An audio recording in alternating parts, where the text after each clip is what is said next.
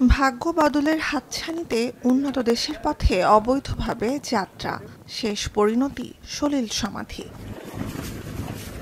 আফ্রিকার উত্তরে লিবিয়ার উত্তর পশ্চিমাঞ্চলীয় বন্দরনগরী আল-খুমস থেকে রওনা দিয়ে ভূমধ্যসাগরের মধ্যাঞ্চল হয়ে ইতালি ছিল দুটি নৌকার গন্তব্য। জাতিসংঘের আন্তর্জাতিক অভিবাসন সংস্থার তথ্য অনুযায়ী এই পথ বিশ্বের সবচেয়ে প্রাণঘাতী।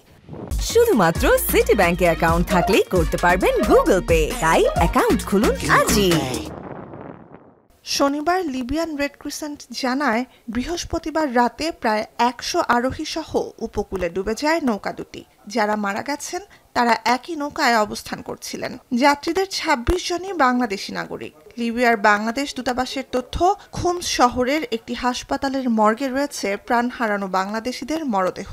জীবিত উদ্ধার বাকিদের রাখা হয়েছে তাজুরা ডিটেনশন সেন্টারে। তাদের পরিচয় শনাক্তে স্থানীয় কর্তৃপক্ষের সাথে কাজ করছে দূতাবাস কর্তৃপক্ষ।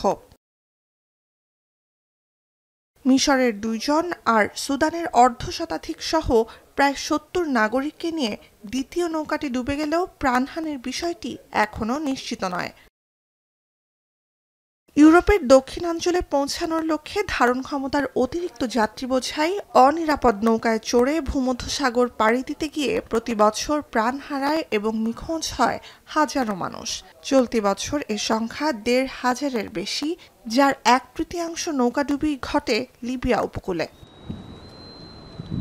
ইউরোপীয় ইউনিয়নের সীমান্ত নিরাপত্তা সংস্থা ফ্রন্টেক্সের তথ্য, লিবিয়া থেকে নৌকায় করে মধ্য ভূমধ্যসাগর হয়ে চলতি বছর ইউরোপে পৌঁছেছে ৫৯,০০০ মানুষ। চলতি সপ্তাহের শুরুতেও এমনই একটি নৌকা যাত্রা শুরুর ৬ ঘণ্টা পরই ডুবে যায়, প্রাণ যায় অর্ধশত মানুষের। নুজহাত কামাল, এখন বিশ্ব।